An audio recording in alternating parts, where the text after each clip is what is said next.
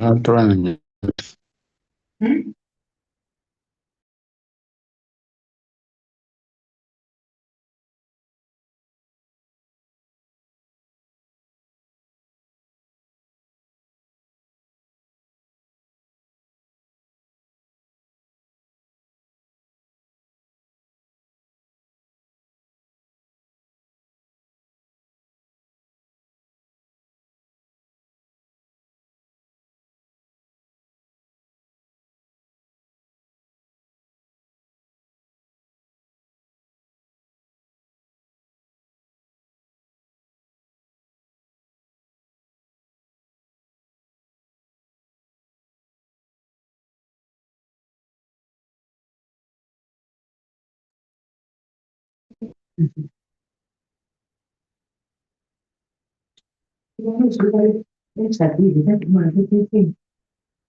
Next studio.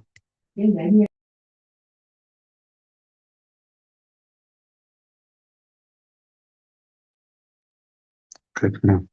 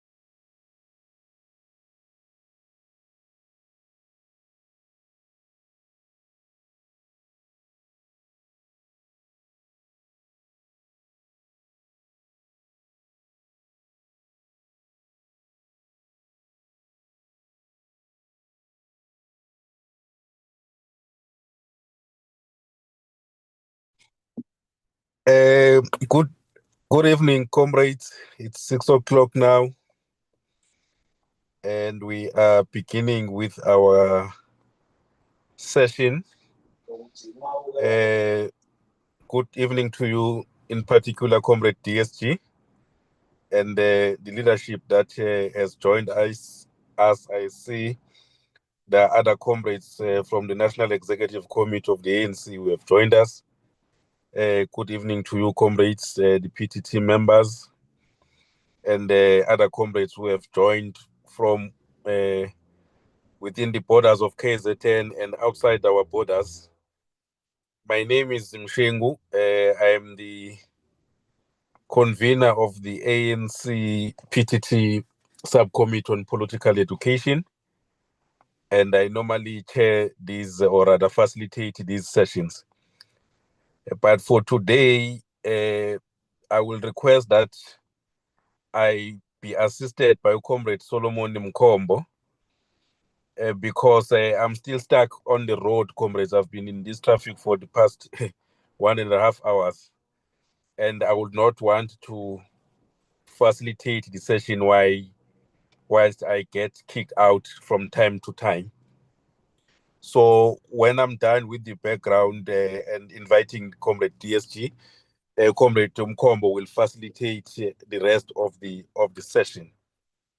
So we are indeed beginning, comrades, and thank you, Comrade DSG, first and foremost, for agreeing to lead us in the discussion today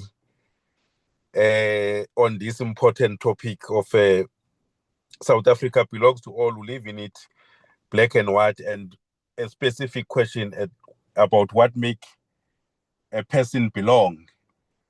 Now, comrades, as a way of background, some of you will recall that in the past sessions and on the instruction of the National Executive Committee, we have been having this session based on the certain clauses of the Freedom Charter as part of celebrating the 70th anniversary of the Freedom Charter.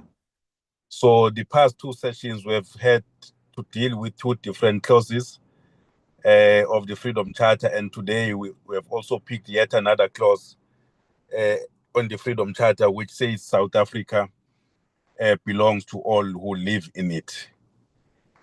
Now, when we circulated the post, a number of comrades got worried that are we probably trying to respond to the unfolding debate in society around the presence of undocumented foreign nationals, and some comrades going to an extent of questioning the timing of the discussion, of our discussion today. But those that we have interacted with, comrades, and I do want to clarify it even now, that this session has less to do with the unfolding public debate on undocumented foreign nationals, but has everything to do with the call that was made 70 years ago by our pathfinders that when we'll reach the liberation date, South Africa will belong to all who live in it, black and white.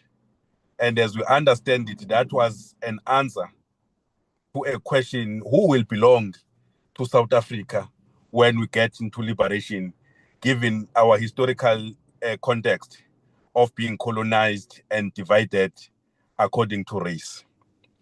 So the question we're asking today is whether what constitutes or what should make this sense of belonging for all South Africans 31 years into democracy. What is it that an individual from the rural areas of Mooi River can say, this what makes me belong or feel a sense of belonging to South Africa beyond the declaration or a call to say South Africa should belong to all who live in it.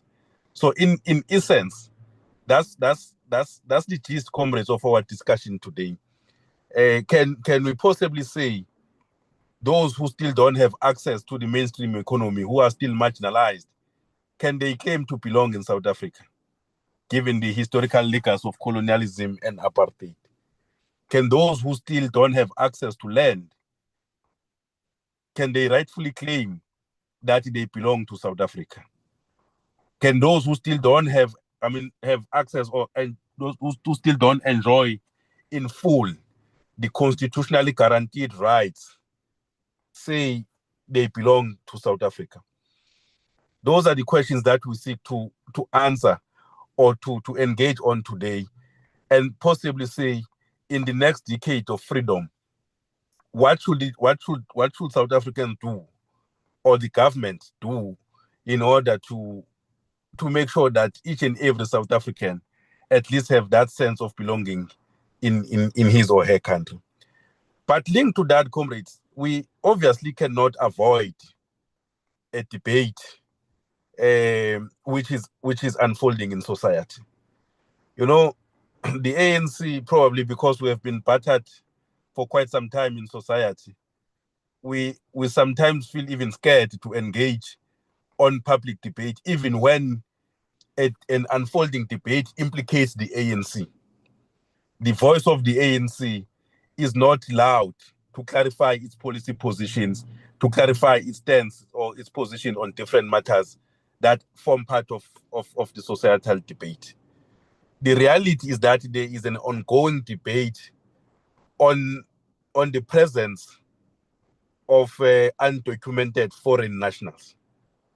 And some who engage in this debate implicate the ANC as an organization that is in government and allowing undocumented foreign nationals to be in our country.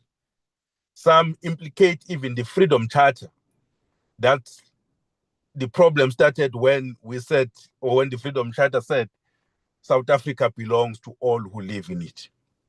Now, some of these utterances are really, with due respect, not a correct understanding and articulation of policy positions of the ANC. Because from the standpoint of the ANC, the Freedom Charter does not say, when it says freedom, when it says South Africa belongs to all who live in it, it doesn't say even undocumented foreign nationals are just allowed inside the country without following the rules and regulations and the immigration orders. We may agree about a problem, but differ on solutions. And the ANC voice must be heard in public. Otherwise, the voices that are anti-ANC, the voices that distort the policy positions of the ANC will find resonance in society. And when the ANC speak, it will be too late because people will have already formed their own conclusions about how the ANC reacts in certain matters that are in the public domain. So beyond, comrade, the first part which I dealt with as to what gave rise to this particular topic, but it also affords the ANC to publicly communicate its position in the unfolding debate. And when the ANC, comrade, we must accept, articulates its position, it's not because it is arrogant, but it has a responsibility to communicate with the South Africans as to how it views topical issues or matters that are in the public domain. Now, that was just as a way of background, comrade, to contextualize this session today. And we have engaged with the DSG, obviously, to be able to cover some of these issues. And we do expect that there may be other issues that will arise from the debate after the DSG has made her presentation. And we request, comrades, as we have been doing with all other sessions that we have had, that we engage with respect, we engage with dignity, and we engage in a manner that will help the ANC to be propelled forward. Because these sessions are partly aimed at doing that the ANC must be able to reassert its hegemony, its views in society. That is why we keep them open. Otherwise, we'll be meeting in halls or in boardrooms amongst ourselves, debating amongst ourselves. But we want the views of as much comrades as possible, including comrades who are not necessarily members of the ANC, but who believe in this noble project of the South Africa that we want. Because the contribution of building the South Africa of our dreams does not only rest on the shoulders of ANC members. There are quite a number of people in society who are not ANC members, but who believe in this vision. And those people must be galvanized and marshaled towards working for the realization of this vision. So without any further ado, comrades, I will request the DSG, with their permission, to then take the platform. And when the DSG concludes, Comrade Solomon Mkombo will take over and then facilitate the engagement. And then we'll again hand back to the DSG for her concluding remarks. Comrade DSG, over to you.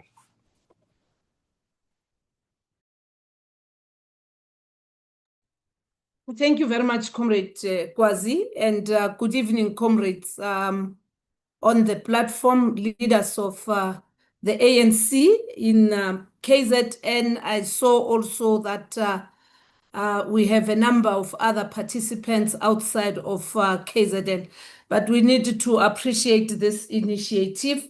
I was just showing my face to indicate that I'm in a very reliable place, and I hope all of us are in places and sites where when we interact, we can also show. Sometimes it's good to know or who is actually counseling you with regard to views and opinions. I'm going to switch it off now. And as I have indicated, appreciate the initiative of the KZN task team for having carried the National Executive Committee's mandate that we need to engage and reflect on the Freedom Charter in our different platforms and in different areas where the ANC exists. Let me also acknowledge the representatives and leaders of our leagues, members and activists who are on this platform, as well as many other South Africans who have expressed an interest in being part of this particular platform. We wish firstly to convey our greetings on behalf of the National Executive Committee, led by Comrade Cyril Ramaphosa, and once more affirm that it is encouraging to have our structures initiating such platforms for us to participate in the political gatherings of this nature, as well as to exchange knowledge and views on such very important topics and matters that are current, where in many instances the movement has actually gone mute. So we really appreciate that remark you made, Comrade Kwazi, that the movement can be silent when there's a battle of ideas and contestation about what is meant by what our forebears had actually spoken about. We gather once more today to continue to celebrate a very significant milestone in our nation's history, the 70th anniversary of the Charter, a document that is born from the struggles and aspirations of our people, enshrined in a vision of a just and equal South Africa. The Charter called for a nation where all individuals, regardless of their race or background, could thrive together. What is of significance also is that we're reflecting on the 70 years of the Charter within a context of the 31 years of our democracy, a journey that we embarked upon as a diverse nation since 1994, committing ourselves to use this transition as a beachhead to advance the vision of the Freedom Charter. As a beachhead, as I've said, to advance the vision of the Freedom Charter, that this is a process towards the total liberation of our people, which also helps us to maintain our character as a liberation movement, because we may be a political party that contests power, but we embarked upon this journey understanding that our struggle is not just for political freedom, and hence a need also to contextualize whatever that has happened over the past 31 years as a journey towards our liberation led by the African National Congress. As we reflect on this powerful vision, we also need to confront the pressing question of our time. What is the pressing question of our time? The pressing question of our time is what has been raised here, that what truly makes a person belong in South Africa? Is it your birth certificate? Is it your ID? What makes you to be a South African who can justifiably say you belong? This question becomes even much more critical now in light of many growing narratives that seek to reverse the gains of our democracy, particularly looking at issues of immigration and socio-economic disparities, the challenges of our own economy, as well as the geopolitical developments that are happening across the world. We have to, again, pick up from what led to this particular declaration by those who were there before us. We need to first acknowledge our past, which the Charter envisioned that post our struggle for equality, we would have a South Africa where all people could share in the country's riches and opportunities.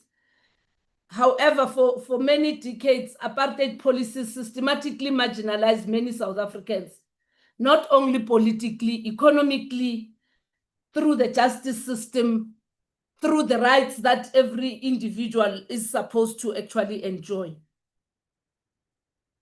And therefore, it is through our constitution today that we birthed what came from the injustices of the past, a constitution that aims to rectify the wrongs of the past and promote inclusivity. Inclusivity that seeks to build a nation beyond race, class, color, or creed. What Comrade Albissex actually observed as something very important for this platform, that as much as some individuals, including politicians, would like to discount the critical role played by the Charter, the people of South Africa would never allow the Freedom Charter to be relegated to the dusty archives of the South African history, close quote. And this happened intentionally also through the preamble of our own constitution. And hence those principles are firmly entrenched and also direct what we may call the ideals of the South Africa we want.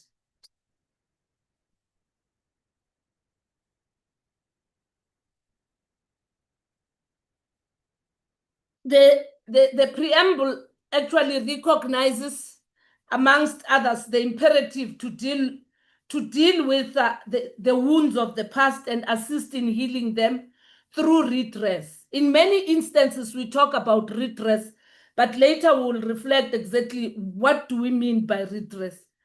Whilst Section 25 of our Constitution also provides a framework for land reform and food security, our Constitution echoes the Charter in both spirit and structure, translating its aspirations into enforceable rights and state obligations. And what we must appreciate is that to date, the Charter cannot actually be something of the past. It has become a living document as it is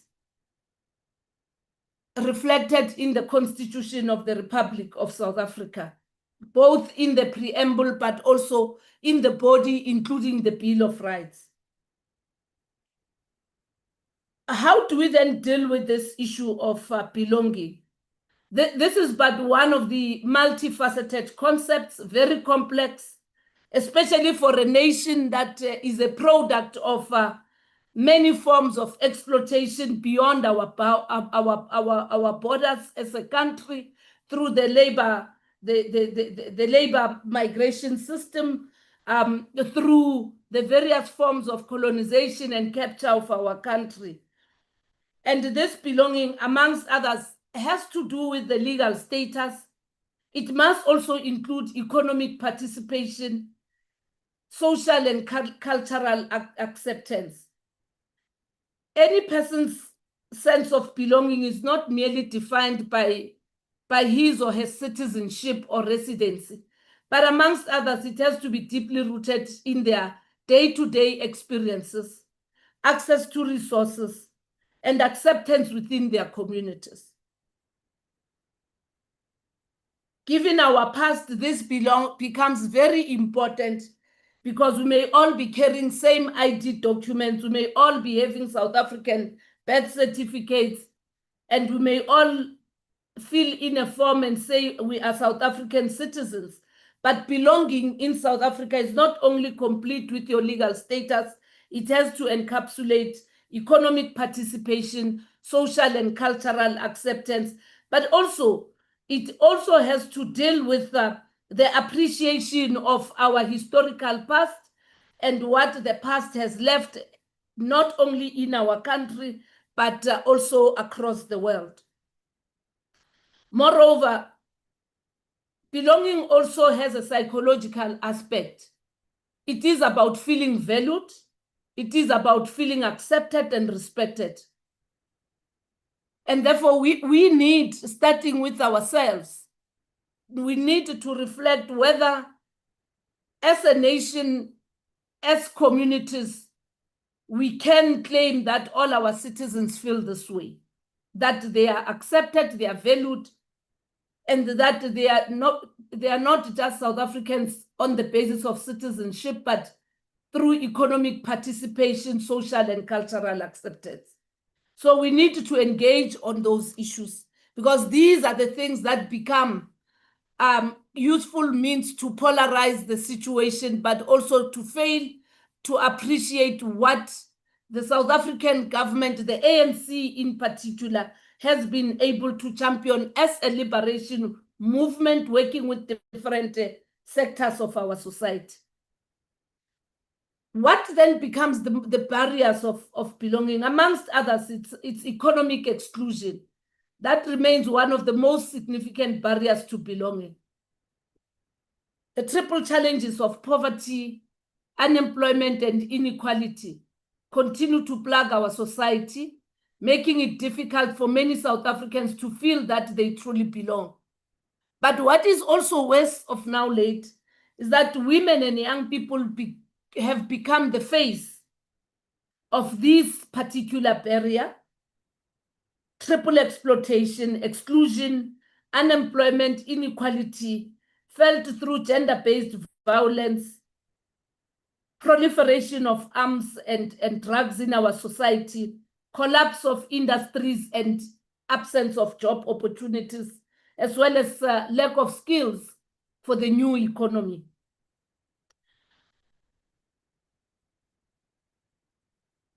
We also have to reflect on the fact that majority of our people, South Africans, have no access to land.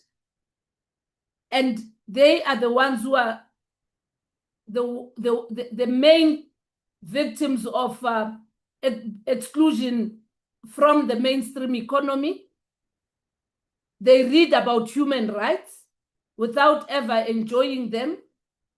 And therefore, we need to reflect that, can they genuinely say they belong to South Africa 70 years down the line, and only 31 years, and I want to underline, only 31 years of political freedom? What about the women, as I've said, in our deep rural areas, who still find their daily livelihoods trapped in a routine of fetching wood, in a routine of drawing water from the rivers and plowing for survival? The experiences highlight the systemic inequalities that continue to marginalize entire communities. Included in that, beyond the rural areas, you also have the urban poor, who can't cope with the cost of living, who can't also be able to afford a meal because of the price of that they require to consume, as well as just the inequalities of the informal settlements against all old established townships and the established suburbs, not forgetting the old mining towns of the urban areas and agricultural villages and towns in some of our provinces. And the charter says the land shall be shared amongst those who work it. It has to be a commitment to rectify the injustices of our past.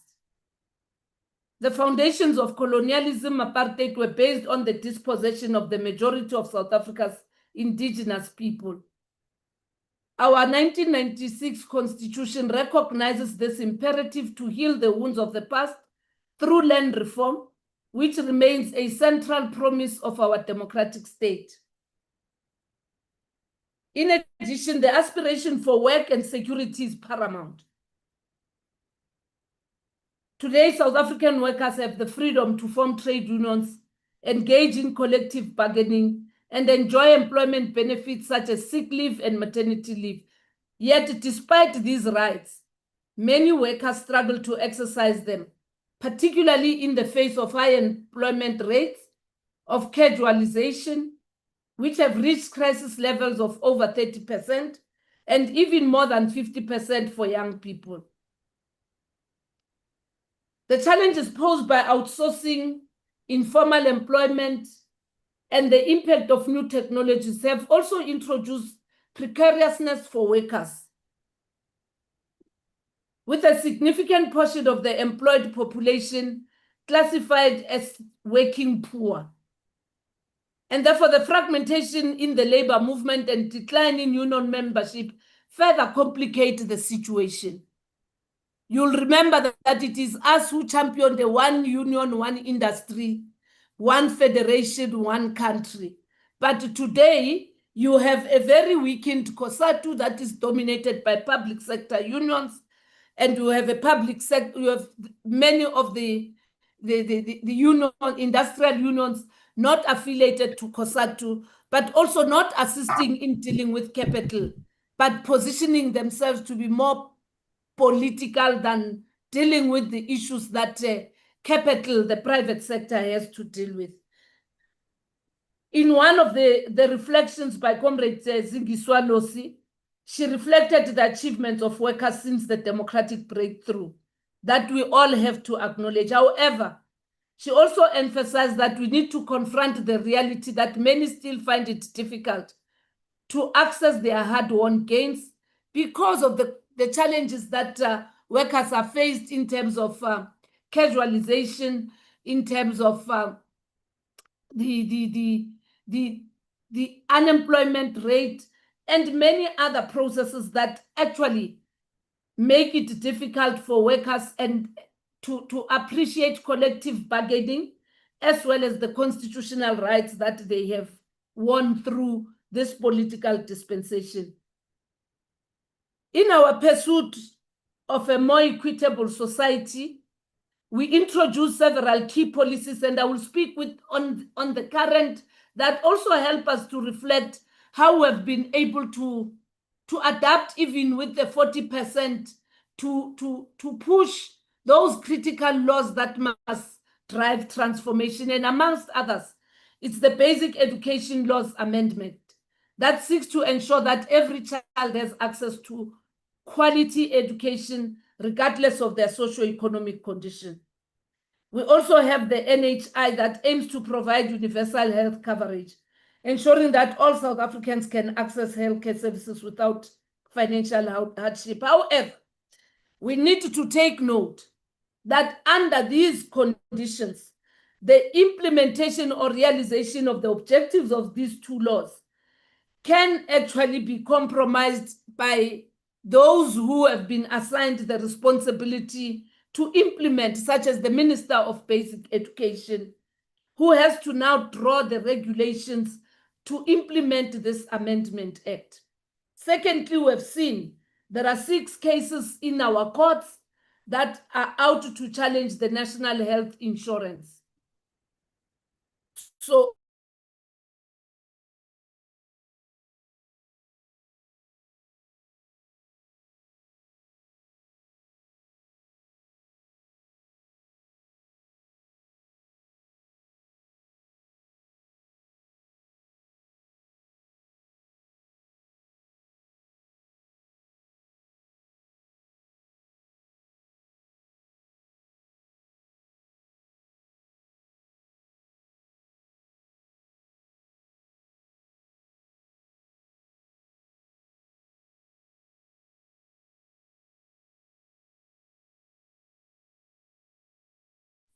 Comrade DSG is muted.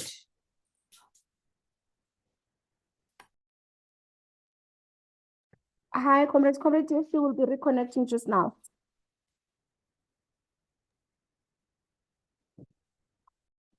Thanks, Nandi.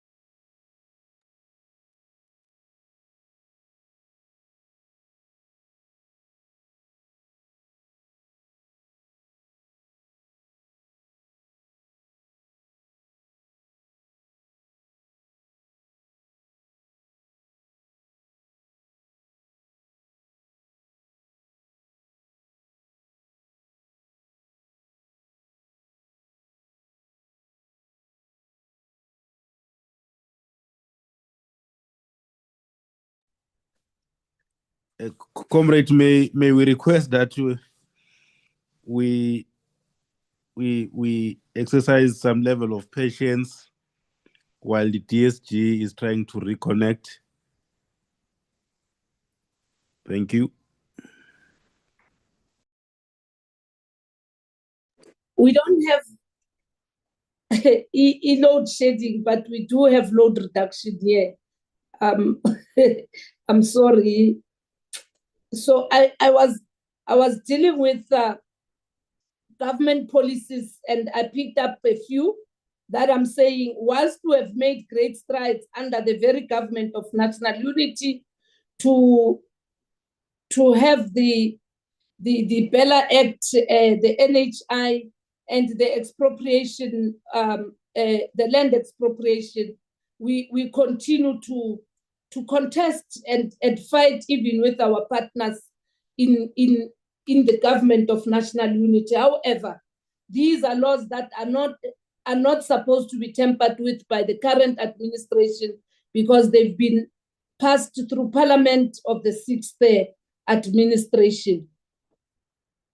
Furthermore, we have the Land Expropriation Act, a monumental step to deal with some of the things that we raised earlier on, to deal with historical injustices related to land ownership, including access to land for public good, because it's not only land for agricultural use, it is also urban land to de-racialize, to create new industries, to make sure that we build new cities and towns, and most importantly, we also reclaim those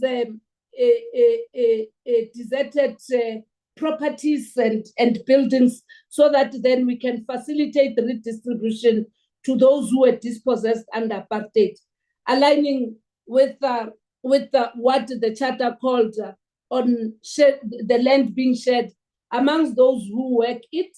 And it emphasizes the other aspect, comrades, of those who work it and who works it. Mostly it will be your rural, poor, your farm workers and stuff.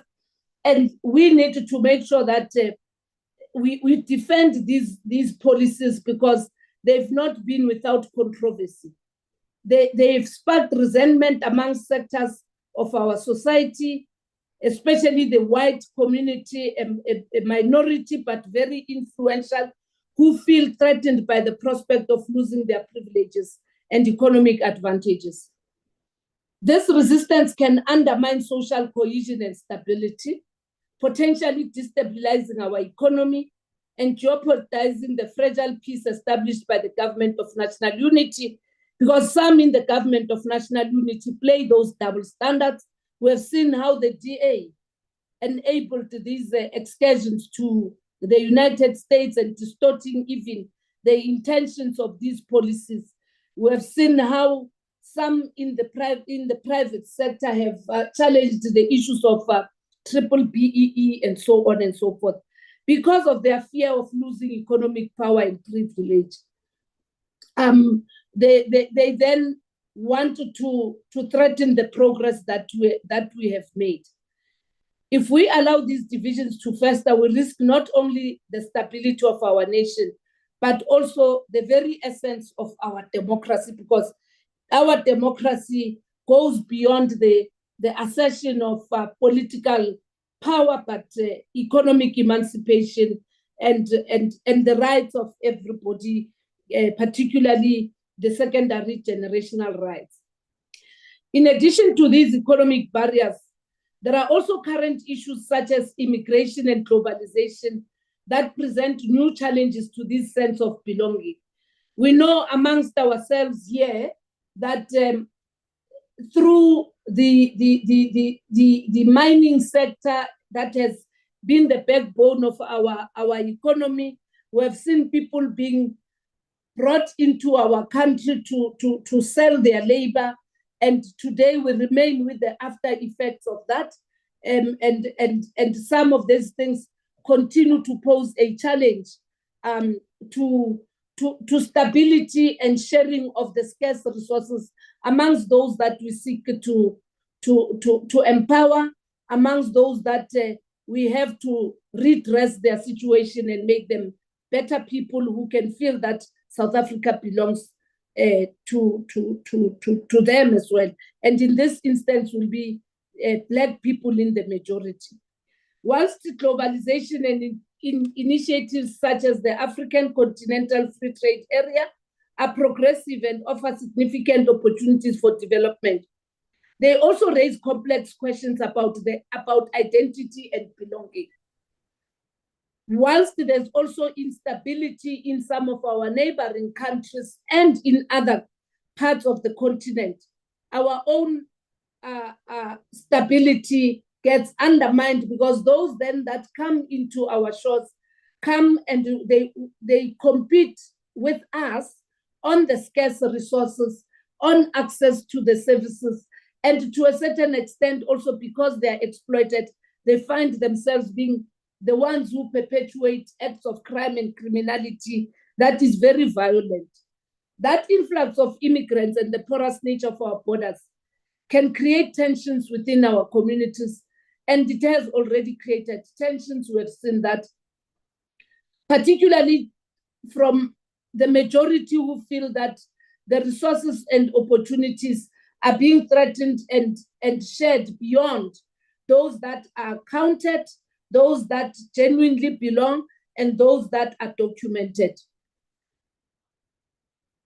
So the perception that immigrants are competing for limited jobs and social services also foster resentment and division. In some instances, it's perception, of course, and in others, it is a reality because of the cheap labor that they are being exploited for. The resentment can undermine social cohesion and stability, potentially destabilizing our economy and jeopardizing the fragile peace established by the Government of National Unity post-2024 elections. And we can't then allow these divisions to fester. We have to ensure that we don't risk the stability of our nation, but also the reversal of the very essence of our democracy. The emergence of protest groups, extreme, talking about Abahambe, and many others who also come in and can't account for being in South Africa. We need also to deal with those issues because one, we can't afford that as a nation that is still under construction. We have to accommodate people who originally from their countries of origin. There are no wars for them to be asylum seekers. There are no reasons for them to be refugees. And therefore, our own system and our policies in government have to be reviewed such that it is not the vulnerable, the poor, and those that have been historically disadvantaged who continue to be affected by that. We do believe that there is hope. We have a roadmap for addressing these triple challenges. Again, we have a plan. What we do not have is an integrated implementation plan of law enforcement, of management of people, of management of development patterns where people move from rural areas because there's no development in the rural areas and they find themselves exposed to elements and to the hardships of urban centers. The NDP does set ambitious goals to eliminate poverty, reduce inequality, and create jobs. It has also emphasized the need to focus on education, skills development, and infrastructure investment. And through that, there is an intention to ensure that we can build a society where all South Africans feel they belong. The NDP itself calls for a capable developmental state that can deliver services effectively and efficiently. It stresses the need for active citizen participation in governance, which is crucial for building trust and fostering a sense of belonging amongst all South Africans. If I can pause just there, active participation of citizens. Today, you see people going to clinics, to hospitals, enforcing rules that are not regulated, all because we ourselves have not appreciated what is enshrined in the Freedom Charter, that the people shall govern. We created structures and bodies such as the school governing bodies, the clinic forums, the hospital boards, because if they were effective, they are meant to exercise oversight and be there on behalf of South African citizens. You wouldn't be having representatives of political parties walking into institutions. And therefore, part of what we need to look at is active citizenry in our country, making sure that our members themselves don't become members of the ANC and are not active anywhere. And we claim we belong to a branch, a region, a province, but none of us are active in any other civic duty. And these are some of the challenges and the shortcomings of the current situation. Inactiveness, where everything has been left to government, and an assumption that it is only government that must deal with these issues. Others will then come in and take over and do what we are now seeing in many of our public institutions. We need to be part of the CPFs. We need to make sure that we transform our various bodies and structures so that then they serve our own communities and our own nation to realize the objectives of the National Development Plan. The next slide. So what is it that we can do to enhance belonging in our society? We must first ensure that there's equitable access to land and resources. Land is not just a commodity, but it is a foundation for dignity and economic stability. Many workers move from their townships, villages, informal settlements to work. The money they spend in transport moving from their homes to places of employment, when in actual fact, we can densify our cities and towns, we can build new industries next to where people live, and we can build residential homes next to where people work. And we can also fight poverty and hunger and make agriculture also a very vibrant sector that can assist not only on subsistence farming, but also on dealing with some of the challenges we are faced with your poultry industry. We know what we are going through with the United States of America, the textile industries, and so forth. Secondly, we have to promote economic empowerment programs that support small businesses and entrepreneurship, particularly in marginalized communities. The experience of the spaza shops has drawn us closer to appreciating that we do not have an effective LED strategy in any of our municipalities. We can launch the Kasi strategy, the township strategy, but as long as we do not actually create enablers, as well as use bylaws and have proper regulations, this will not actually happen. And hence the hit and miss that we have done now with the spaza shops. Fact of the matter is that majority of those who are registered are not owned by South Africans, are owned by non-South Africans. And therefore, isn't this also a rude awakening as to how then do we protect these opportunities and make sure that they assist those marginalized communities? Thirdly, educational initiatives that foster awareness of human rights and respect for diversity are crucial.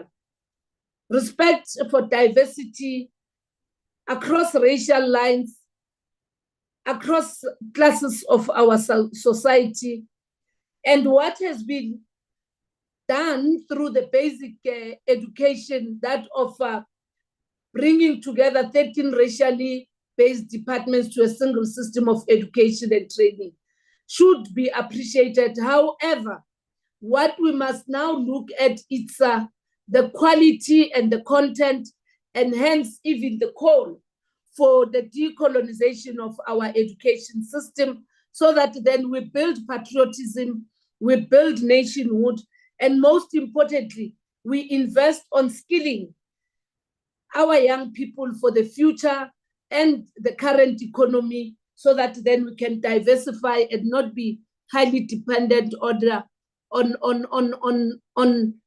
consuming finished goods that come to our country.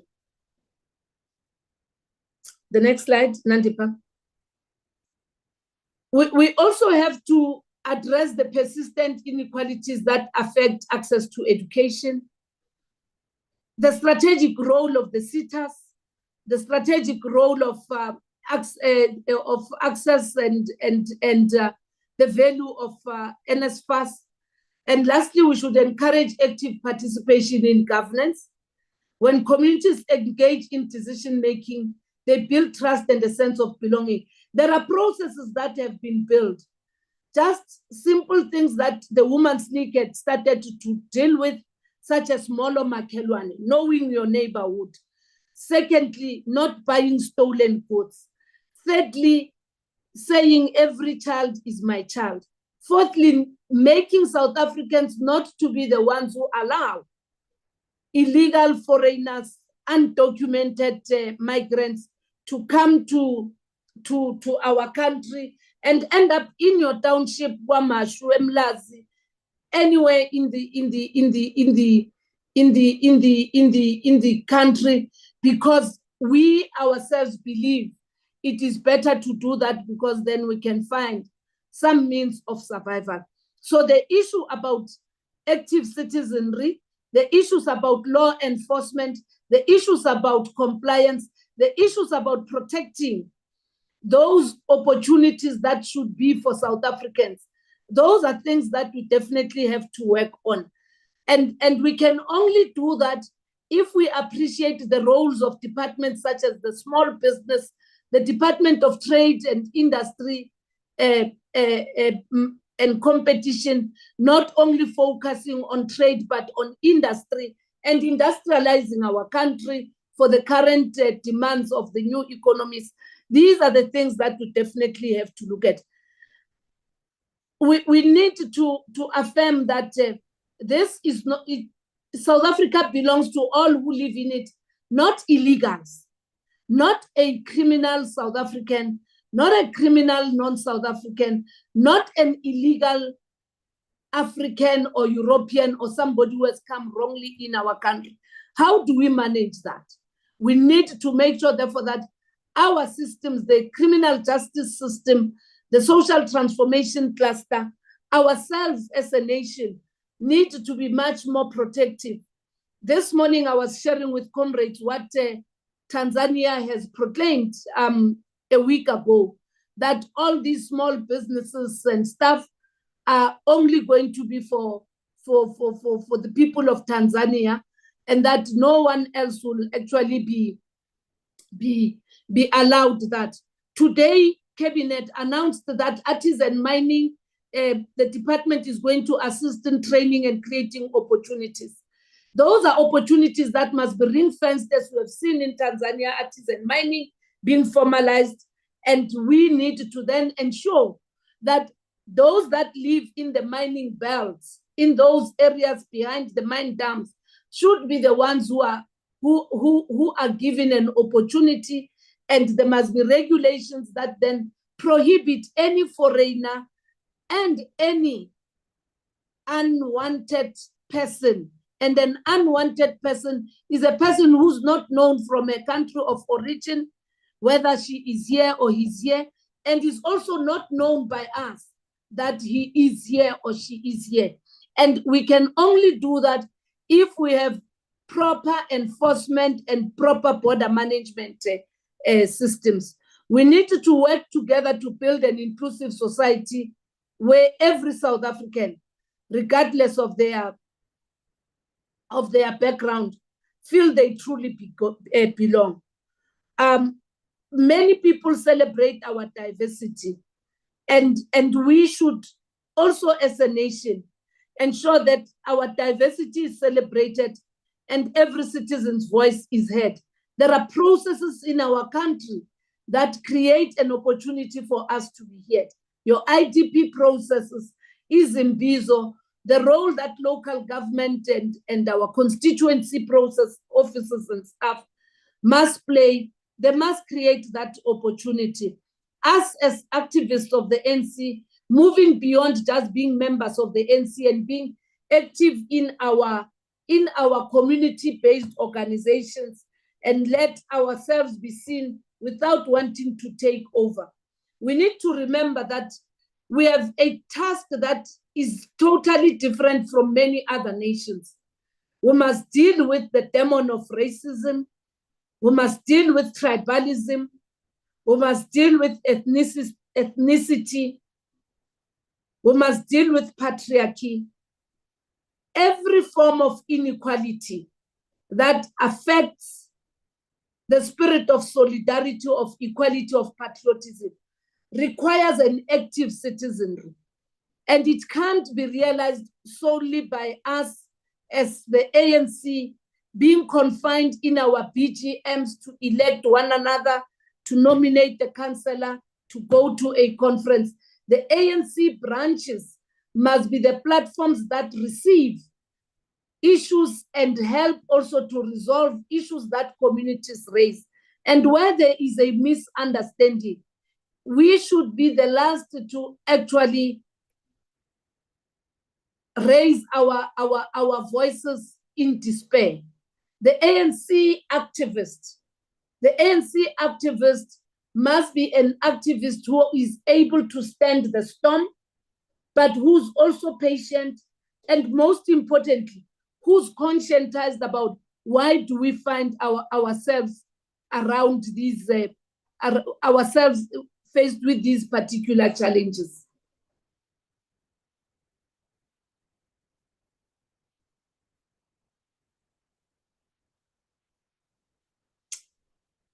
I think I am done. My parting shot is that we must also remember, comrades, many of us may have not broken 40 years, may have not actually realized 40 years of unbroken service. Many of us might have come in post-1994, but the ANC remains the liberation movement. We never defined our struggle as a struggle that will end in 1994, or a struggle where all forms of discrimination, abuse, and stuff would have ended 30 years down the line. Of course, we must deal with mediocrity amongst ourselves. We must deal with corruption amongst ourselves. We must deal with our processes of identifying capable people and building a capable state, so that then we are able to address people's issues. Those who fail to participate in the elections have done so because they were left with no option but to stay away from the polls, because they never wanted to vote against the ANC, but they had their issues. And only if we can address their issues, we can reverse this setback of May 2024, if we just deal with those basic issues and work together as a team, as collective, and leave no one behind, including the private sector, including young people and women, but most importantly, repositioning ourselves as a renewed liberation movement and not just a political party that is there for contesting power. We must remain a liberation movement that gives hope to our people that this struggle is also a struggle for economic freedom. It's not a new thing, the call for economic freedom. It is the struggle that is enshrined in the founding principles, the land claims, and many other documents prior to the Freedom Charter, and the current South African Constitution. So I am looking forward to engaging and being empowered by yourselves, comrades, so that then we can go back to our different platforms and begin to give ourselves tasks of being the champions and activists for a South Africa that is just for everybody, for a South Africa that gives hope, but a South Africa that is not going to be undermined through illegality, through wrongdoing, and most importantly, through an inactive citizenry, because again, we'll be undermining that clause that said the people shall govern. Thank you, Comrade Kwazi.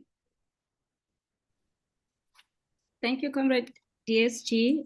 Amanda, Comrade Kwazi. Hi, Amanda. Good evening, Comrade DSG. Let me just show you. So I know you spoke about seeing faces. Yes, yes. Thank you. Comrade DSG, thank you very much for your contribution to this today's topic, which is South Africa belongs to all who live in it. Thank you for your in-depth analysis and not just leaving it at our celebratory mood that we had in terms of the 70-year celebrating and going through the clauses of the Freedom Charter, but also not shying away from discussing, especially this particular clause in the current political environment. It's the tension it has kind of created. So thank you for going in detail into the challenges that we face and also not just leaving it there. Comrade DSG, what we'd ordinarily do is we allow comrades, we have till 8 o'clock. Forgot to greet comrades. I got excited and got DSG again. But what we do is we will take a few hands. I'm going to do 5 because we have till 8 and we want to give you an opportunity to respond. And if we have more time, we'll take 5 more hands thereafter. I just want to make sure that you also are able to respond. So comrades on the platform, you know what we do. For those that are new, we generally would, when you are noted, we want to see hands that will be raised. I'll take the first 5. You will have to show your face, just as Comrade DSG had indicated. You're in the space where you are able to engage, and thereafter you ask or give your contribution to just also enhance this fruitful engagement. So without further ado, comrades, I'm just going to look at the hands that are raised. I'm going to, as I indicated, take 5 for now. And Comrade Panelo Mungang says, okay, I see them. Comrade Joe, you'll be the first. Comrade Mhloni Penny, you'll be the next hand. Praveen, you'll be the 3rd. Comrade Bandile, you'll be the 4th. Makomboti, the 5th. For now, comrades, just so I know, comrades, please also, those that are going to speak, we just minimize on the preambles and just engage so that maybe we can have an opportunity to add others. So Comrade Makomboti for now, and I'm going to allow you, Comrade Joe, to start, and then we'll continue, and also allow Comrade DSG thereafter. Thank you very much, Comrade Amanda. Joe Padima here in KZN. Thanks, Comrade DSG, for that input. And I would have to apologize that I'd like to preface my contribution by just recognizing the fact that this discussion happens at an opportune time when we are about to go into a national dialogue. And I think it's very important and very opportune, as I said, to prepare comrades and to prepare members of the ANC to position themselves appropriately to be able to do what we normally do. And that is to say that we need to be leaders of society so that we don't have a situation where we are observers of discussions that happens, particularly right now where the definition or the issues around defining what is meant by belonging to South Africa is very topical, and it has been made topical, as we know, about, because of the issues that have been given prominence by the mushrooming of organic entities such as Dubula or Dudula and so forth around health. So we shouldn't shy away from speaking quite confidently around the fact that we need to be leading this discussion so that we don't have these counter-revolutionaries who may take the discussion out of hand, leading discussions around these issues. Now, we would remember that in 1955, when these discussions took place, what prevailed, or the conditions that prevailed then, was that the economy was racialized, or society was racialized. And that is why the statement has to put conditionality, or has to be qualified to say that South Africa belongs to all those who live in it, black and white. And that is to qualify what does that mean. Now, I would want to request the DSG to really, express some reflection around how should we, as members of the ANC, prepare ourselves so that we are in a good position to engage on this debate that would be facilitated through the national dialogue as leaders of society, not as followers of society, so that we do not have this perpetual mushrooming of really organic formations whose purpose, whose object may derail what we are trying, or what we are seeking to achieve. So in a sense, DSG, what I would want you to kindly reflect on is, how do you imagine members of the ANC, who are supposed to be exemplary in the festival of debates around what is meant today? How do we deal, for instance, with the issue of the fact that the Section 27 of the Constitution defines all, without any discriminatory, apportionment of all being only citizens of South Africa, but all being everyone, including, be it somebody from the UK, somebody from, Pakistan, in Asia, or, how do you do that? How do we fashion that debate such that we're able to locate it in the Congress discussion, the Congress debate? Because if we don't do that, we're going to be led by other people. So I think I'd appreciate your indulgence in really reflecting this, to be able to inform society, to be able to empower comrades who are going to go and engage and lead this debate, so that we're able to lead society in our discussion. Thanks. Thank you, Comrade Joe. Comrade Nhlonipheni. Captured, Comrade. Greetings, comrades, and khona ku-platform. Ngiyabonga uComrade uMhlonipheni lo olapho ku-Ward 11 eThekwini region. Ngiyabonga kakhulu. Ngibonge i-KZN, ANC KZN, ngoku-organize le platform njengale, ukuthi sizofunda, sifunde nge-contribution, sifunde futhi ngokubuza esizokubuza bese siyachazeleka. Ngibonga ulento umholi wethu from ehlile weza kuthina eKZN, wazosipha lo lwazi lasinikele lona namhlanje. Eyami input ilana ke comrade. Eyami input ilana ke isekutheni inkinga akubona abantu bakwamanye amazwe inkosi South Africa, or the South Africans community ibona kuyibona inkinga, mhlambe sizobanga sizoncintisana ngama resources esinawo la as South Africans.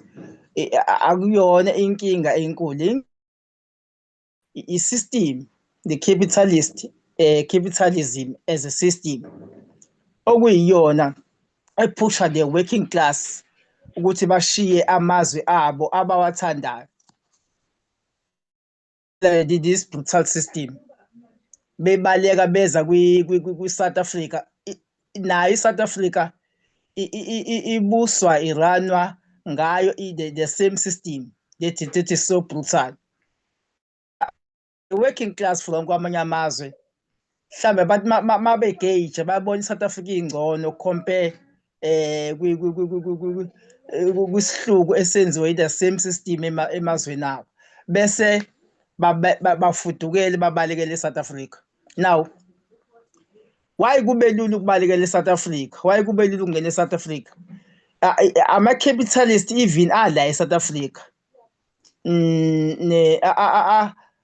akujabulelayo ukuthi abantu from other countries, the poor working class from other countries uma beza South Africa who are benefiting ama-capitalist okuyiwona abenefitha ngoba athola i-cheap labor from kulabantu ababalekile kwemazweni aba baphenduka igxila lana siyabona sesibone kaningi la eKZN kubanjwa amafemu akhona enabantu abaningi abantu abahlala ngaphakathi emafemini bevalelwe ama-Chinese companies nabanye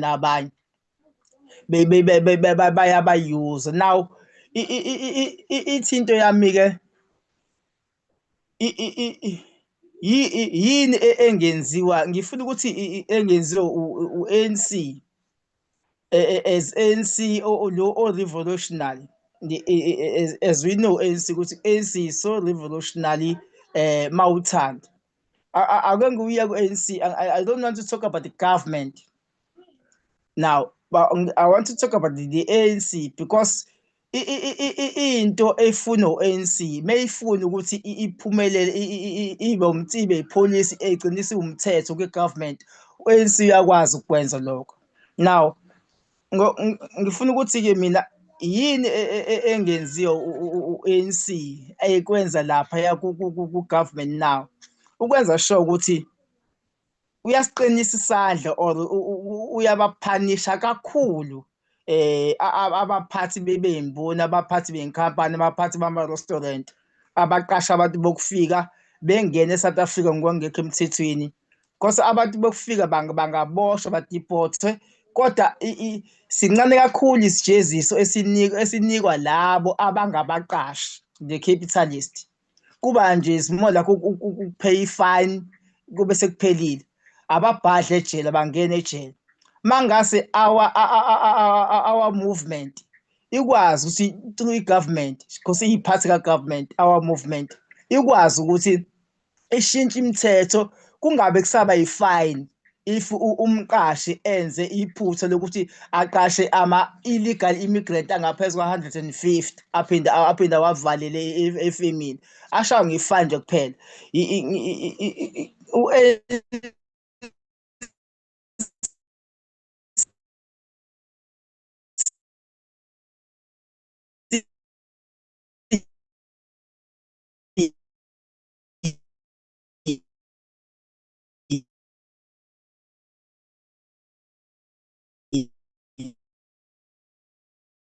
Comrade As a liberation movement, as a revolutionary party, angakhona yini ukuthi yena iqobo lakho ukushintsha it's more like ba-encourager no ngifuna ukuthi i-ANC to make sure ukuthi bayoshintsha ukuthi mangase kube njalo bangancipha ngokubona kwami bangancipha abantu from ukuthi basuke amanye amazwe beze South Africa ngoba yazi mose South Africa awukho umsebenzi angawukho umsebenzi ngoba ama-owners of ama-fashion industry they won't employ you because they know ukuthi employer ungena kwangemthetho South Africa uzokwenzelani kubona ngeke kube yi-fine only kuzoba yi-jail so ngeke beze ngoba there will be no job for them beza manje ngoba bayazi there will be a job for them.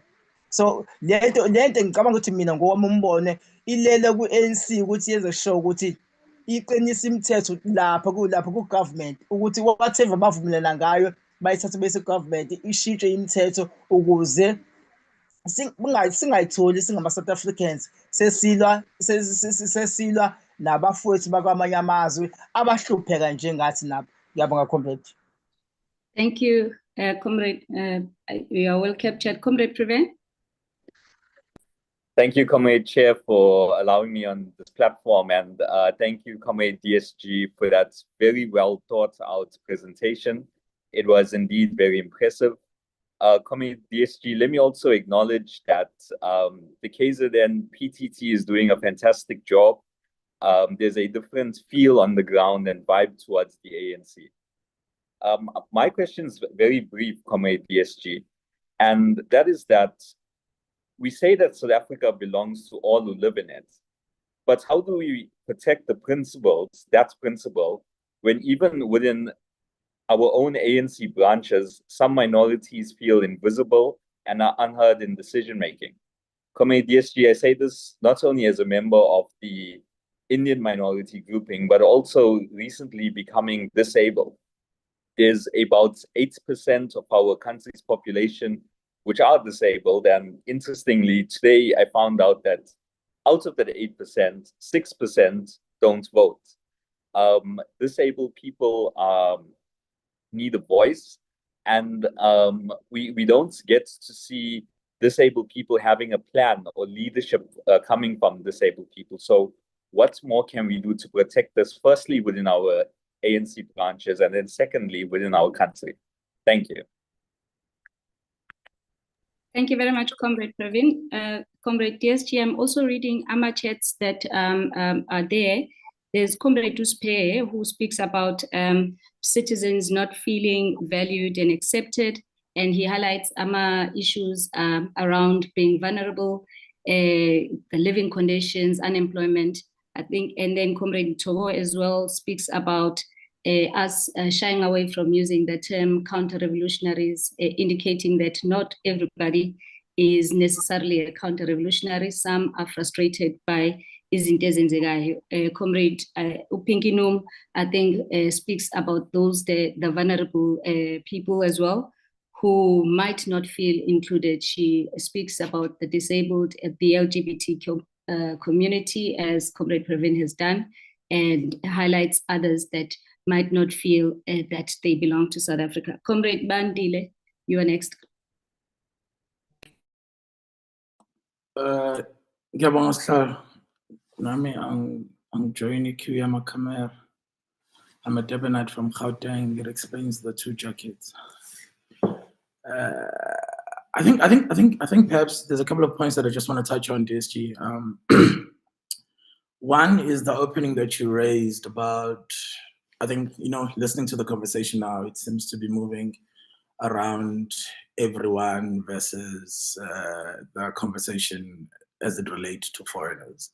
I just want to step back and fetch the point you were raising about our own South Africans in as far as belonging.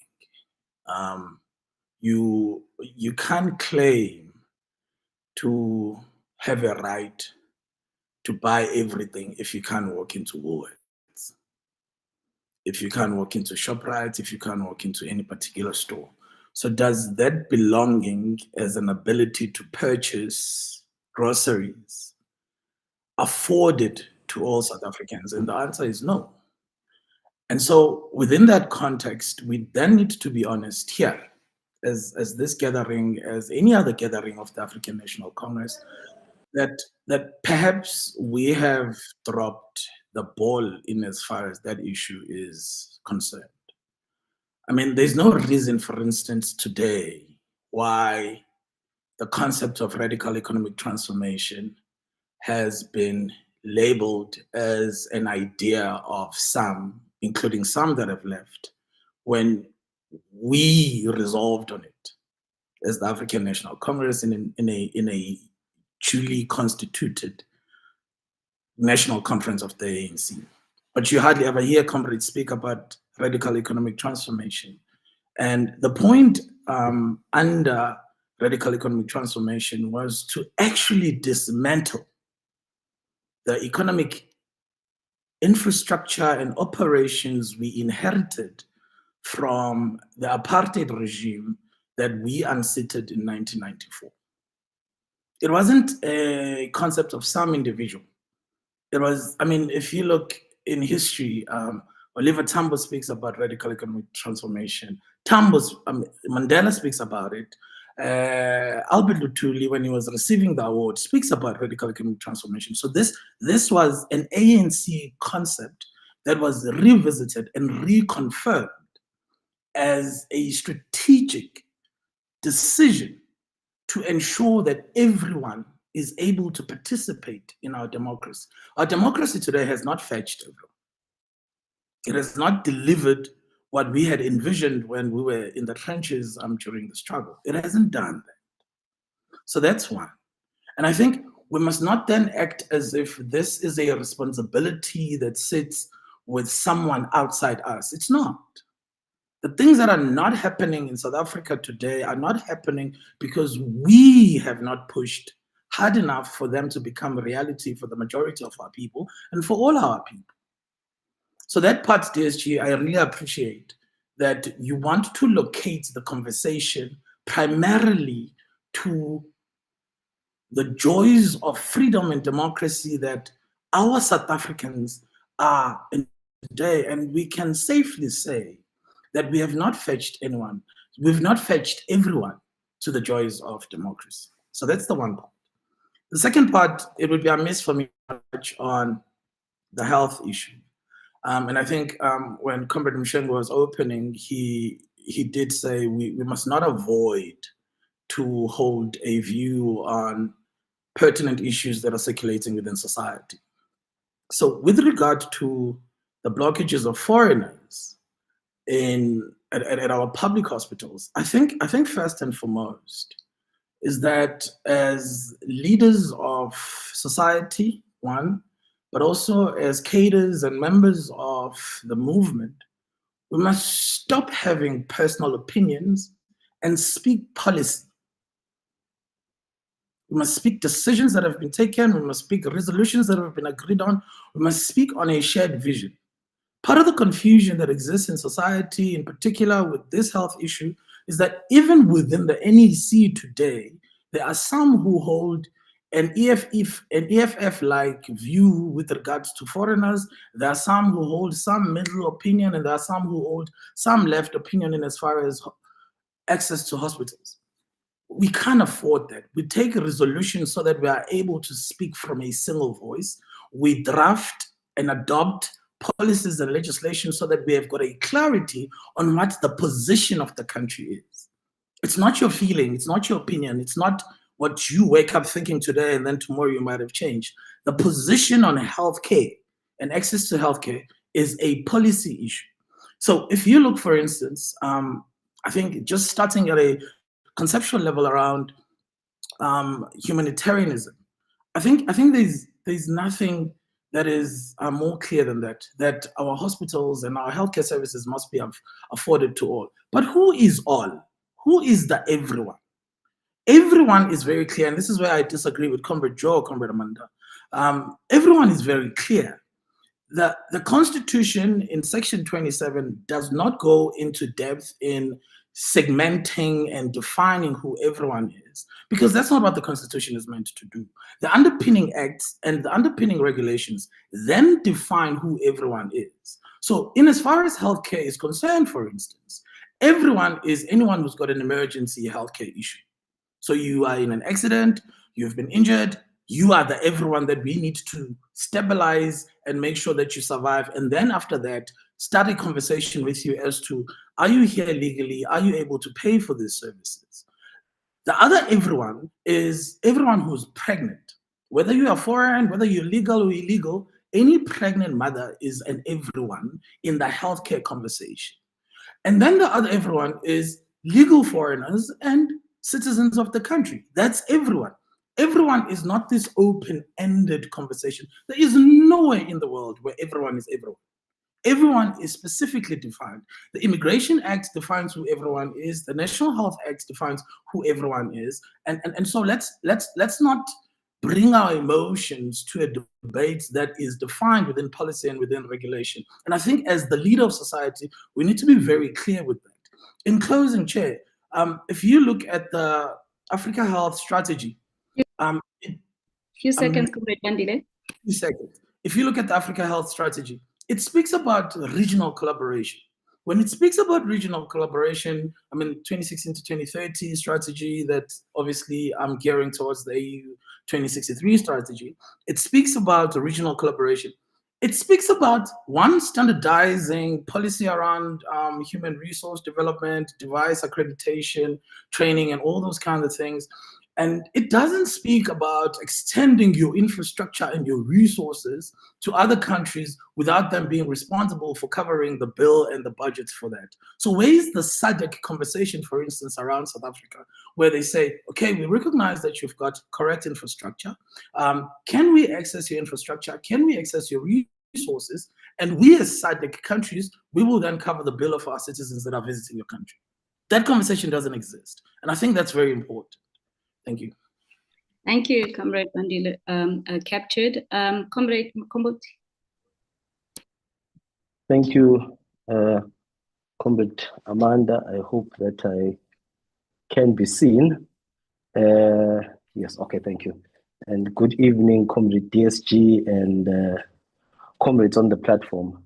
I think a number of issues that comrades have raised, I really agree with, but maybe just to start and say that DSG, thank you for grounding this conversation around who we are talking about or how we perceive belonging, and raising that dimension around economic alienation of our people from actually belonging to South Africa. I think Comrade Bandile has already expanded on that, because that's what I wanted to talk about, because the question, for instance, on illegal immigration is, for me, and I think we all agree, is actually a symptom of a real problem, a bigger problem. And if we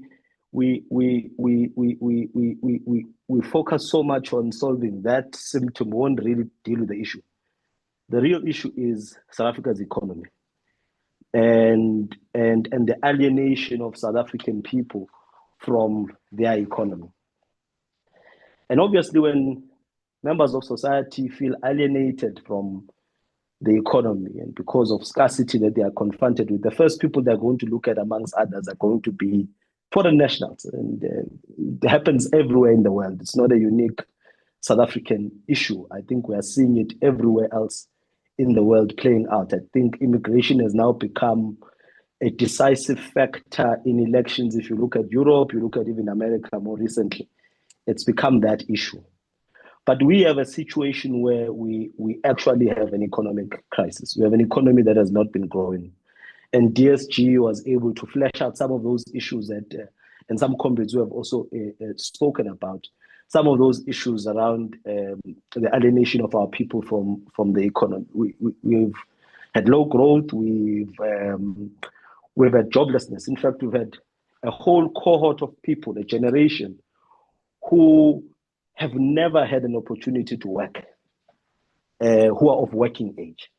And that's a crisis that we are confronted with. And that's what we need to think, spend more time on saying, how do we deal with that? I think Comrade Penny was making mention around, for example, these industrial parks, which now have also become a hive of this whole immigration issue. So if you take, for example, in Emandeni, one of the biggest industrial park in the country, KwaSithebe. At its peak, KwaSithebe used to be able to absorb about 60,000 workers. Today, it's probably operating at around 22,000 workers. And the problem there is that now there's a huge contingent of illegal foreign nationals who work in those firms in there. And the community, which had historically, because if you look at even the township there and how it grew on the back of those industrial parks, that's Emandeni. The community feels alienated from that economy, and they are seeing illegal immigrants being employed there. Now, the question that I think Comrade Penny was raising was, well, this is also the behavior of capital, because capital is always going to look for cheaper labor. And it's correct, and I agree with him.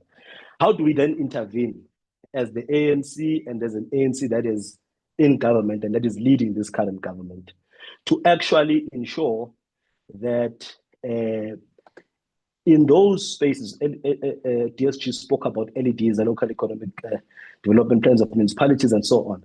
in those economic centers that existed closer to our people, we get our people to actually be operating there, because we can actually use policy rather than enforcement. I see these things about enforcement. I've seen the premier, and all well and good to go and do raids, but that's not going to change the behavior of capital, because then there's an issue that then we need to also confront, which is the issue around the cost of labor in South Africa. And I'm not raising it from a DA perspective that we need to destroy the minimum wage and all of that. No, the state must intervene to actually support the employment of South Africans and create the environment that makes it possible for South Africans to be employed. For example, I'll make an example and say, for instance, we have a lot of programs, for example, like EPWP, where we pay maybe 3.5 or so, 4,000 rands per worker.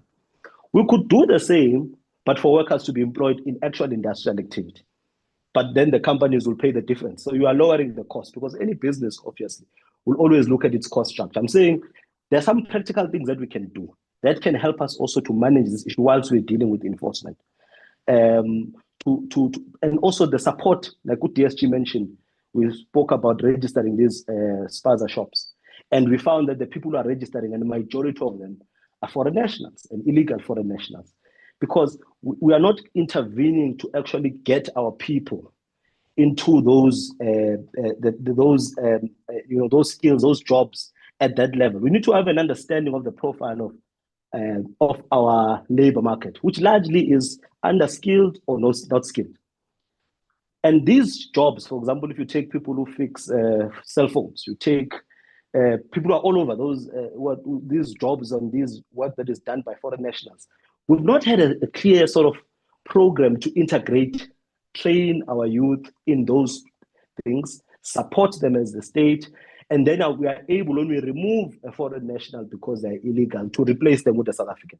So we do enforcement, we say that people must register, but the next day we wake up, we still have a problem. You close one illegal spaza shop, it doesn't open, it's going to reopen again in a week's time, because we are actually just dealing with the symptom and not dealing with the actual problem that I think we need to be focused on and spend more time in terms of dealing with the economic problem in South Africa. And the problem is, when we talk about the economy in South Africa, most instances we're talking about big ideas, we're talking about established industry, we're talking about your ArcelorMittals, we're talking about all these things that are very far, some of them, from our people.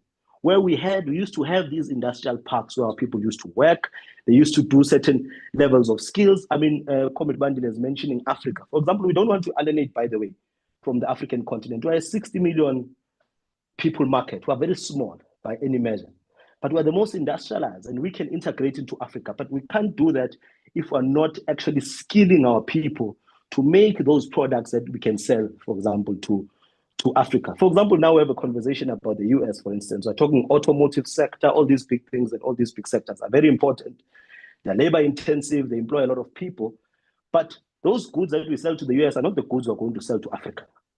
What are these that we can do, that we can actually get into the African market? We already have SACU in the region, starting in the region. What can we do to skill our people to produce things, to be competitive in those areas and give jobs, meaningful jobs? People want work, they want dignity. That is what is going to make them feel that they belong to South Africa. If they don't feel that they belong to South Africa because they're alienated from an economy they see, we saw this in 2021, no more than us in KZN, when we had the riots. People went, and obviously there was those who influenced that, but people went for this economy that they see close to them. They went for the factories that were close to them and they banned them. That shows you the level of alienation that our people have from the economy. And I think we need to start talking about that economy, the basic, the micro economy, where our people interface on a daily basis. And we can discuss, obviously, the big issues that are discussed, but I think we need to focus on those that getting our people to work. And I think that's what is going to make a difference.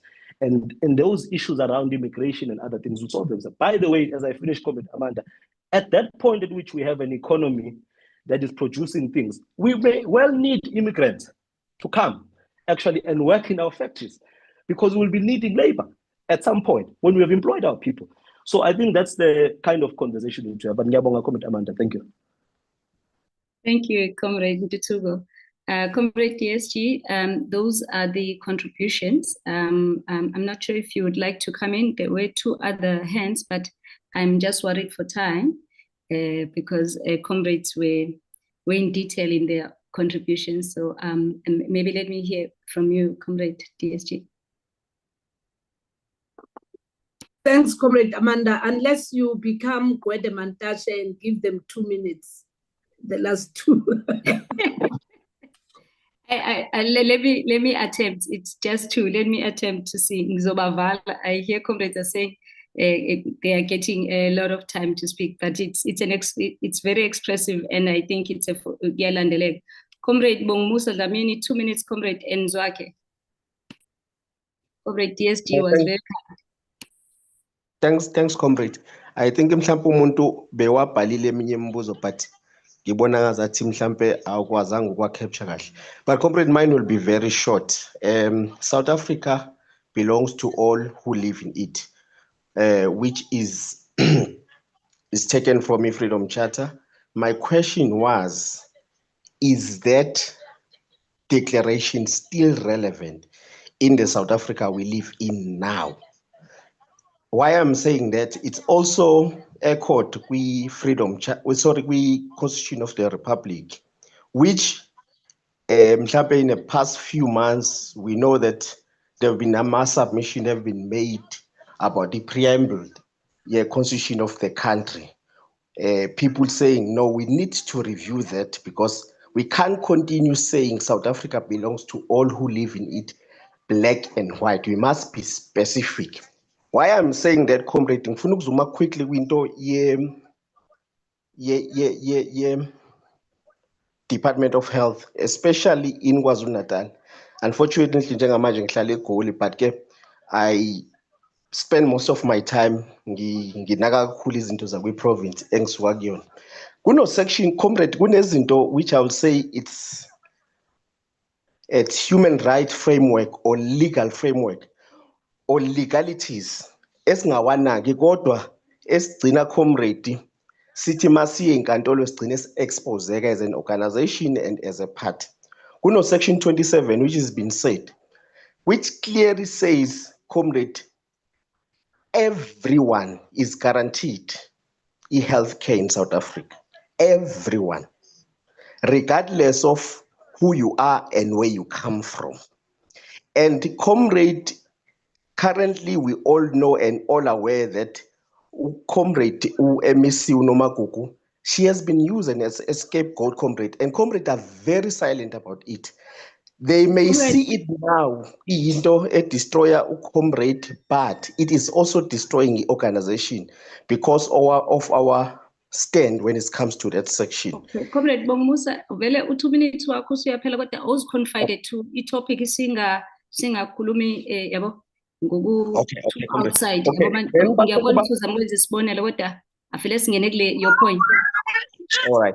Then base kuba khona into national health with my Qedelela vala Comrade Bongmusa ukuze ngene umzwakhe. Which mandates us, comrade, we must also give health to all them, also foreign. Then the question is, then comrade, because we are part of the signatories, Kuma Refugee Convention and other human rights treaties, how do we deal with this going forward? Thanks. Thank you, captured. Comrade Mzwakhe, usakhona. Ungangigili njengomrade Bongmusa. No, comrades, akungithi ngicovered kulokho esebekushilo because isikhathi simiyeke ucomrade uDSG aphendule ngoba solokhu siphinda into eyodwa. Ngiyabonga comrades. Thanks. Thank you very much, Comrade DSG, for allowing for that contribution. I think you can please come in for your responses. Thank you very much, Comrade Amanda, and everyone in the platform. It's quite humbling to engage because I think what we have been yearning for as the ANC is platforms and discussions that are very relevant and can empower those that are in leadership, but also those that are in our communities. And I really appreciate every input that and question that our comrades have raised. I want to end, Comrade Padima, if you don't mind, with your issue of the dialogue, because I want to put it as a way forward for KwaZulu-Natal and for the ANC also, as we resolved in the National Executive Committee. I fully agree with you, Comrade Mhlonipeni, that what we are faced with is a stubborn system, a system that has institutionalized all forms of discrimination, a system that is very exploitative, that whilst you may have what is a widely celebrated constitution of the country, no country has this constitution. And that on its own, we need to pause a bit and say, being a developmental state and a country that has just had 31 years of democracy, what have we been able to manage? Because the issue is about the management of what the Constitution prescribes. And I would be part of those in our society, even the ANC, that says, yes, we have done a lot. Something that I think even Comrade Bandile, it will be very unfortunate to then say we have not done much. We have laid the foundation, and having laid the foundation, we made sure that there's political stability. Many of those who are 30 years and above with democracy have had their own challenges about political tolerance in their own countries. Ours has actually been a very protected space when it comes to political democracy, periodic elections, embracing the free and fair elections, and most importantly, being able to abide with any voice of the people that comes through parliament, and also the right of people to use the other arm of state, which is the judiciary, and so on. So, Comrade Mhlonipeni, I think you raise a very important thing. What then needs to happen? I think the fact that now we have a constitutional court that is supposed to protect the rights and the values as enshrined in the Constitution, it has to also put South Africans first. We have to also unpack what are our national interests. Over time, we have not been able to say, here are our national interests as a nation, and these are the other areas that we are open to for others to participate. But first, let's sort ourselves as a nation. And hence, these new laws that are radical, there may not be a word that says radical economic transformation, but these laws, starting with what has been pronounced now about artisan mining, opening up the mining sector and beneficiation. It's a major announcement that the South African government has made. And I think we need to grab it and say, if mining has been the backbone of our economy, how do we now open up? And I like it that even the government has emphasized what the ANC has indicated, that it shall be priority first of South Africans, those who live within those areas, and those who have access and can be skilled and trained, and amongst others, it is young people, people living with disability, and so forth. So dealing with the system that has been stubborn, we need to reskill our people. We need to create new institutions.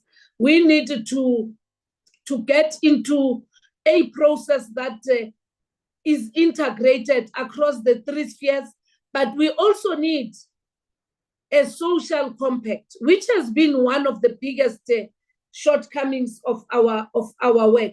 the need for a social compact, working through NEDLEC and other bodies to ensure that the social compact deals with the impact of our laws against the lives of our people and their conditions in terms of the living conditions, the economic conditions, and the health sector. The private sector, correctly so, has to come to the party. Our economy is a mixed economy, but we can't also have the private sector that forever has to be protected and not be made to come to the party to help reconstruct our country. And hence, today, we are seeing a situation where collective bargaining gets challenged. We need to work very close with our trade union movements and the use of NEDLEC to defend the hard-won gains, but also to put to terms the private sector on the exploitation of illegal immigrants and in some instances also the exploitation of South Africans, such as your seasonal farm workers in many of our agricultural sites of the Western Cape and in other provinces as well. Comrade Praveen, the national question is an important aspect about South Africa belongs to all those who live in it. And every sector of our society has to play its role, but also be accepted. And I think, comrades, this is a takeaway for all of us who are in this platform. We can't say we strive to build a non-racial society, and yet in the ANC, we continue to discriminate against various racial groups and not even want to adapt to the demographics of a province such as KwaZulu-Natal, of a province such as the Western Cape, of a province such as the Northern Cape, and want to undermine the solidarity and the coexistence that must take place. It can also take place if all formations and groups in our country understand that we come from a period where the majority were the ones who were disenfranchised.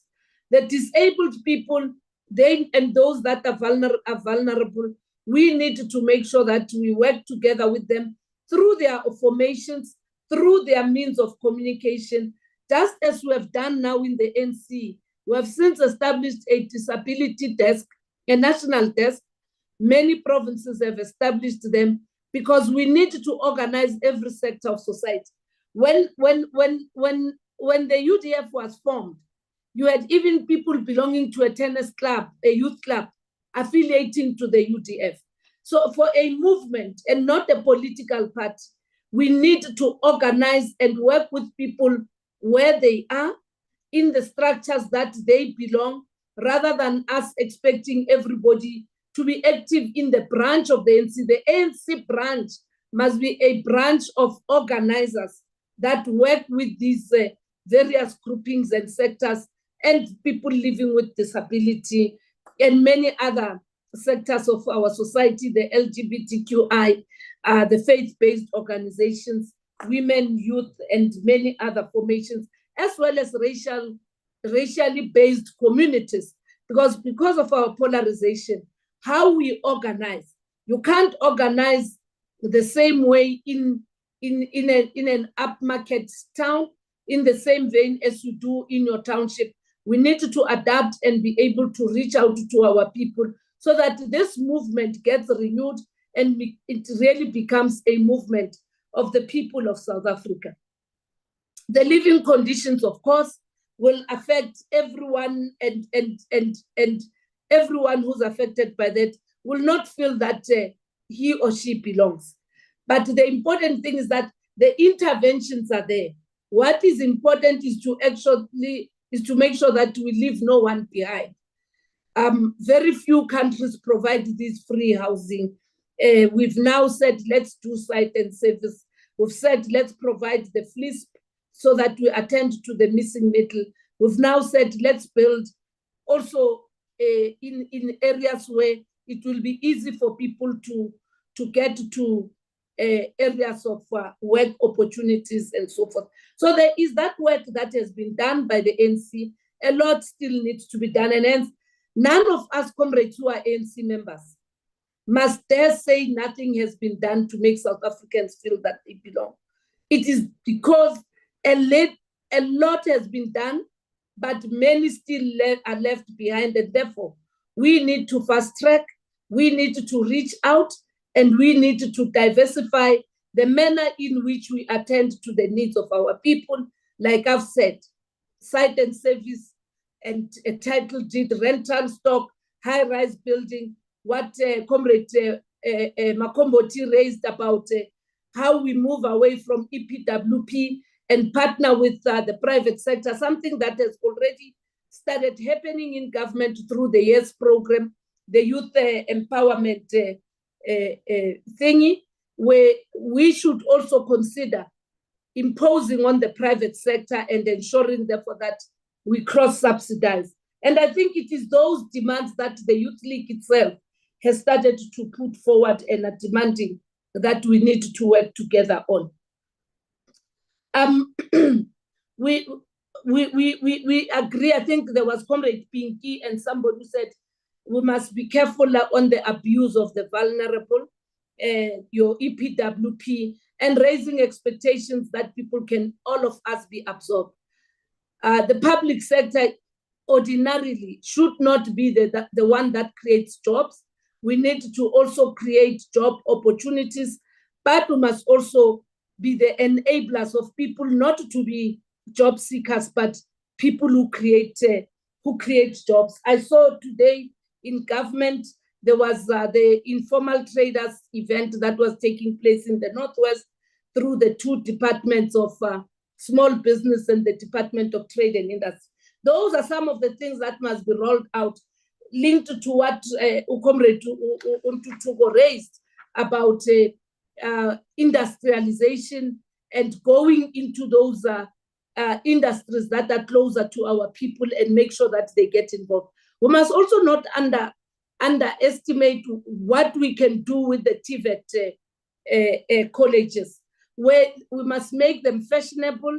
They must be the ones that are seen to be providing the skills that are needed and repositioning them compared to universities, because what is needed are skills, and those skills can actually be acquired through those particular programs that are done. The SETAs consume a lot of money there, the Department of Labor as well. We need to really reactivate those training colleges. I know some of the provinces have now started to also have technical colleges under the Department of Basic Education. And those empty schools in our townships have to be actually tend to become those centers for training, for skilling and reskilling, to then absorb those that are unemployed and those that have never been employed from the age of being employable until today. Comrade Bandile, the issue of going to the purchasing power is something that is centered around an economy that does not empower people, but an economy that creates dependency. And hence, I cannot agree more with you about the ability to purchase, as long as we don't actually change the narrative about a grant-dependent nation against a nation that is working.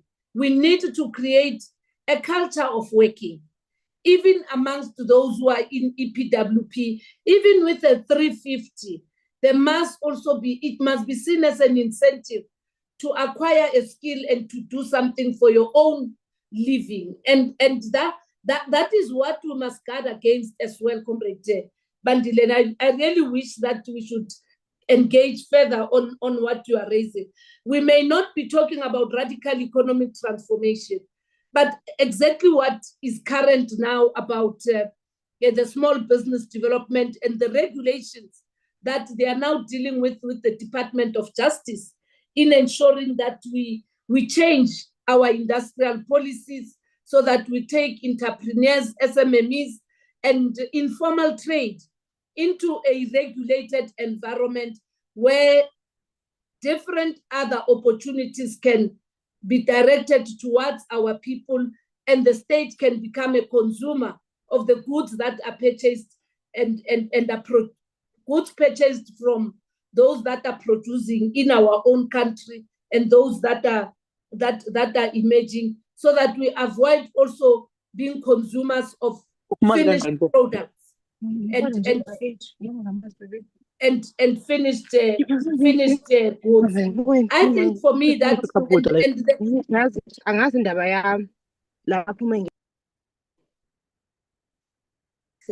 Apologies, DSG.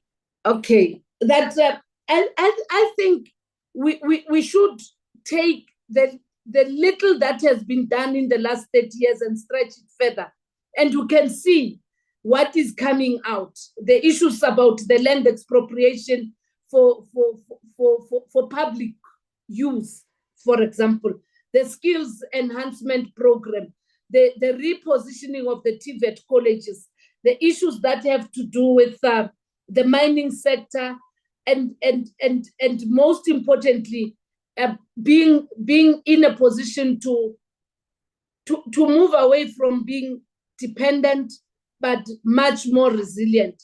We need to look at that. A few months ago, none of us had thought would have moved away from the situation of load shedding. But because of the resiliency and the determination of government, we're able to bring everybody on board. And what has been good is to have leadership in the sector, capacity in the sector, as well as openness in the sector for new ideas and partnerships. And hence we're able to deal with this. So this must apply across many other areas, as we have now seen with what is happening in the Department of Small Business Development, which has become a very strategic department for a developing nation like ours. And we need to all enhance their capacity, local governments, LED policy, bylaw enforcement, land use rights, and most importantly, acquisition and beneficiation by local South Africans where they live. Then we'll be able to make a big difference. I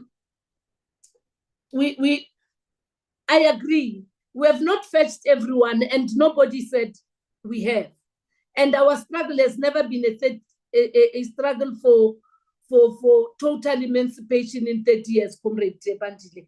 So those that are left behind must feel that they are not left permanently behind. And those that have been empowered must actually not become the forever empowered. We need to make sure that in the value chain we expand beneficiation, we make sure that there's inclusion, and most importantly, we have the necessary skills for everyone to participate, and much more closer to where people live and closer to the industrial areas that are there, both the old as well as creating new ones. You are right. None of us in Africa have actually complied with this regional health collaboration. A few weeks we had the Liberation Movement Summit. And that summit reflected on many things where we could collaborate. And in many instances, nobody honors what is due to the other.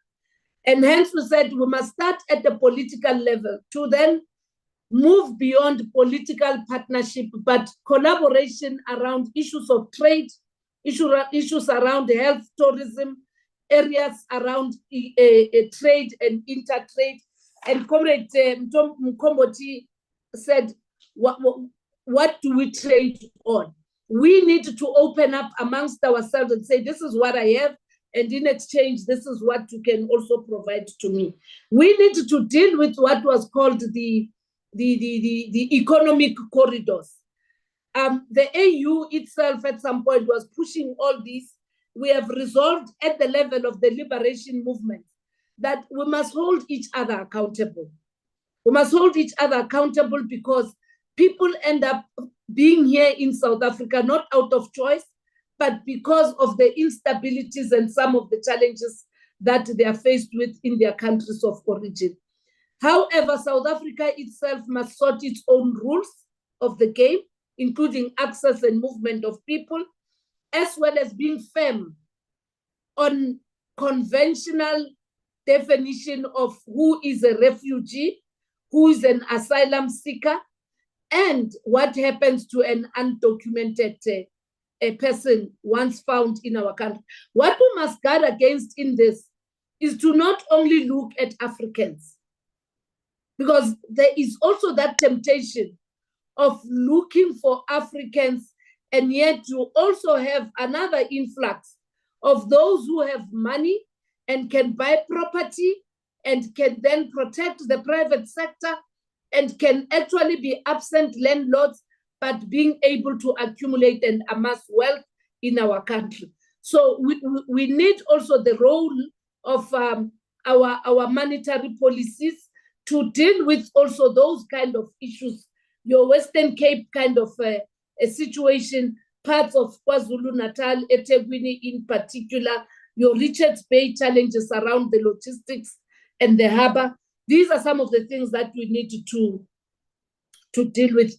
Of course, illegal immigrants are just a symptom, but we must also deal with what is the main challenge. And hence, all of us talk about economic diplomacy. All of us are talking about being open and frank with one another, but most importantly, putting national interests above everything. Putting national interests, because we may be good and be celebrated because of this constitution, but South Africans may not actually be feeling that the constitution belongs to them, and hence political education, awareness, and so on and so forth. We then have to then say, where do we converge? We must converge where we live. This democracy has created platforms for interaction. ANC, it's only the ANC that is present across the four walls of our country. We exist everywhere. Even where we don't have a branch, we have 10 people. So making a profile of your ward, of your township, of your local municipality becomes important, and using this current opportunity, because this current opportunity that Comrade Joe raised about the dialogue does not require us to just participate as political parties. It's the citizens that must actually be heard. Let's facilitate and enable community meetings. Let's enter into the processes of the dialogue, download the information, and the good work that KZN is doing around these periodic engagements. Let's come in, and we do have Comrade Phoebe and Comrade Makura, who are part of those that are working together with the bodies that are convening. And let's prepare and go and mobilize our communities and have representatives that come from civil society in KZN, in our cities, in our localities, to raise these matters. And of course, this question about who does this country belong to is going to be very important to be attended to and be answered to adequately. The second issue, it's about the people shall govern. Who is governing? Who are the people? Is Parliament a people's assembly? What is it that we definitely have to do? If we're saying we are in this phase for economic freedom, what needs to be done for people to feel this journey, this movement towards economic freedom? And finally, this constitution. We've tried so many times to deal with the amendments of the Constitution. Of course, we have amended many other sections, but there are those stubborn areas. Let this dialogue speak about that, and let the ANC activists, and I keep saying, not members, activists of the ANC be found in these platforms where engagements and dialogues are going to happen. There's going to be a plenary now in August, and we will be communicating through Comrade Phoebe's department and also through your municipalities and your provincial governments on these processes that will happen. And the eminent people are also developing a program across provinces. Let's participate.